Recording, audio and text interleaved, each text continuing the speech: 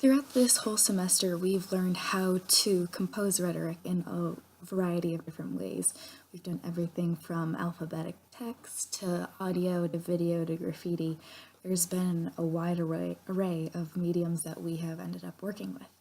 And throughout the whole process, we've learned what exactly we need to do in order to properly display our message within each medium.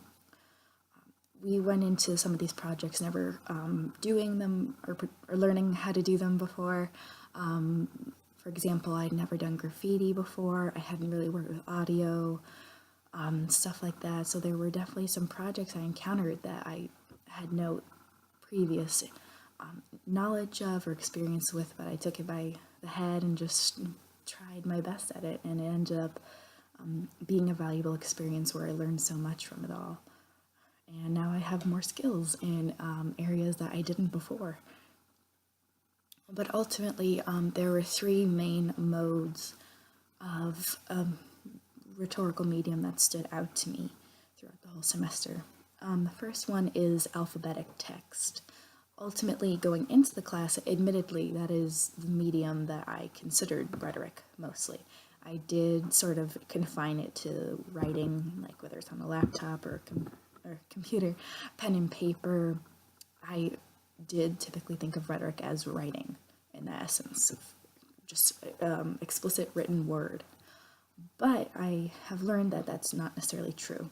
But focusing on alphabetic text, there are many different affordances with that. You can explicitly state what you want to talk about. You can go into detail, you can list everything, and it's often pretty difficult to misinterpret written text.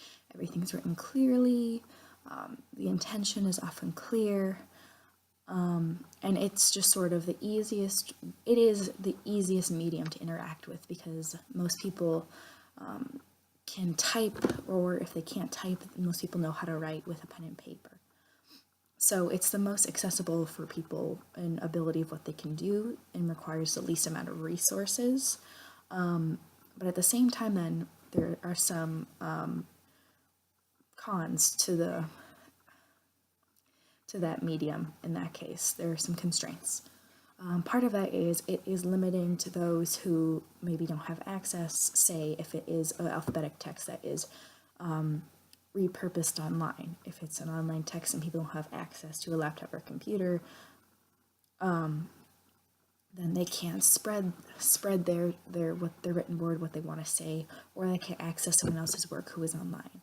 At the same time, a written text on a piece of paper is harder to circulate in that essence. It can only go to a very, very, very small confined audience of people who you actually like hand it to, or you make copies of it and spend it out to them that way.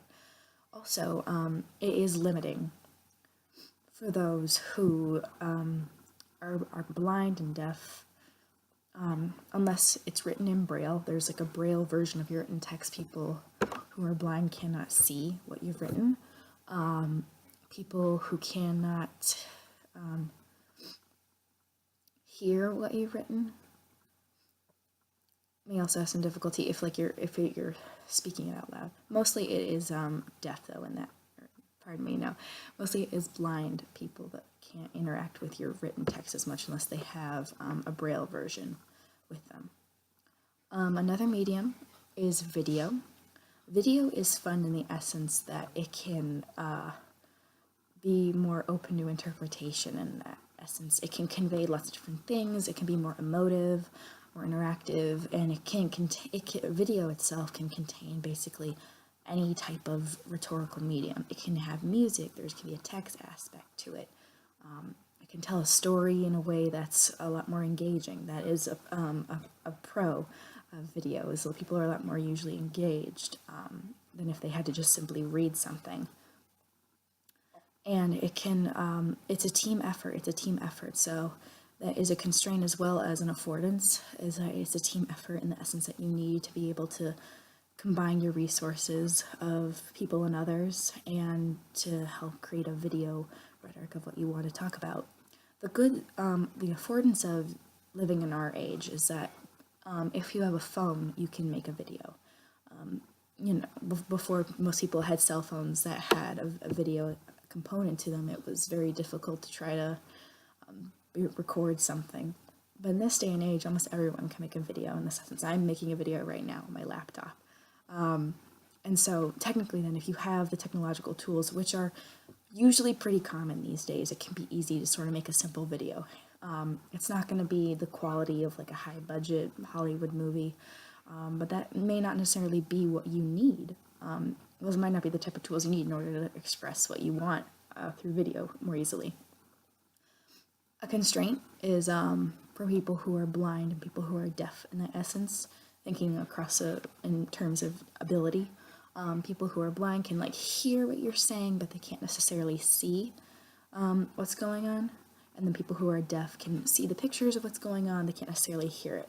And in that essence, that can be fixed with captions. But as we learned in class, like there are some aspects of a movie with like captions on that can't fully encompass the entirety of the video. For example, if there's music or there's sound effects that like build tension or add more to a scene, that there's only so much words can do, and that is an example of how words are also a bit limiting. There's only so much words can do to describe what's going on.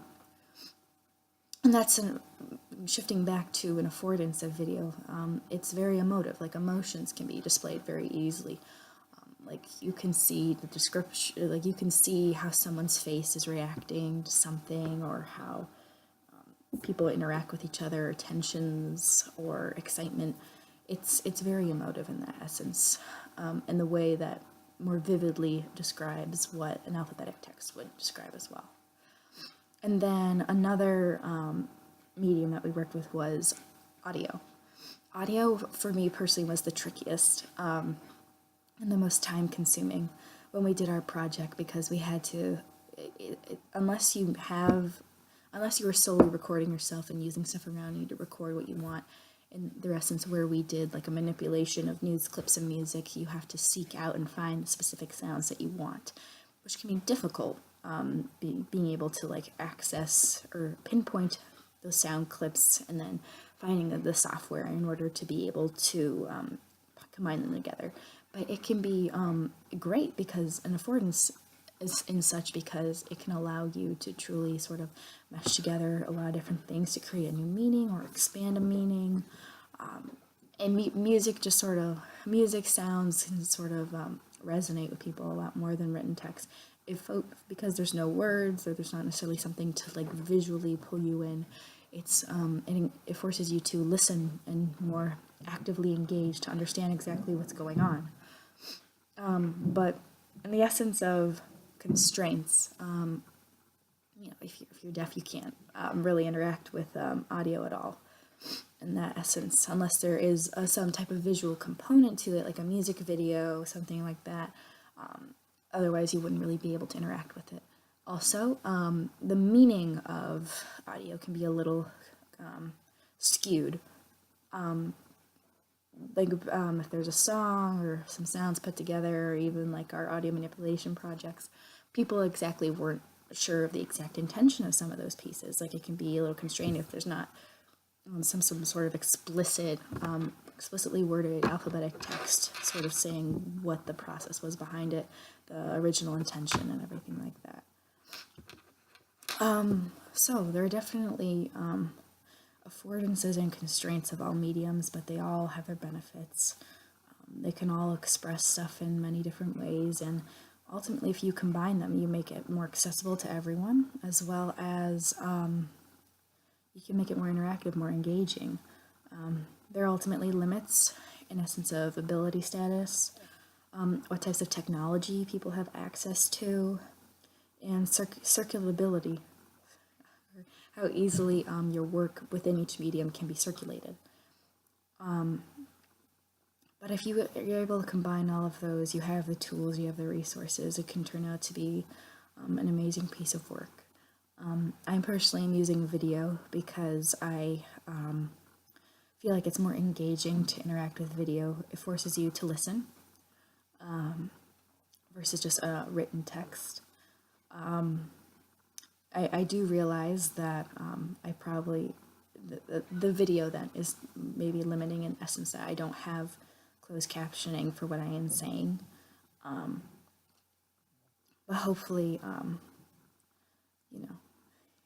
my pieces throughout the whole semester can sort of speak to how I've reflected on how working to include accessibility in all the work I do throughout the future, or just thinking of ways to include other people in work that they've done. I think another thing to put away or put forth of what I've taken away with just thinking about the affordances and constraints of different mediums is that if there is a medium that someone can't access it, think of ways to make it more accessible to them.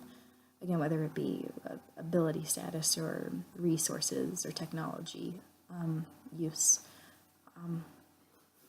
By making it more accessible, you could possibly even expand how many people are able to access that medium and how they can use it in their own way and truly make it better, get their story out there throughout that rhetoric, and ultimately sort of contribute to a larger dialogue on how rhetoric is used in many different mediums and how anyone can sort of tell a story.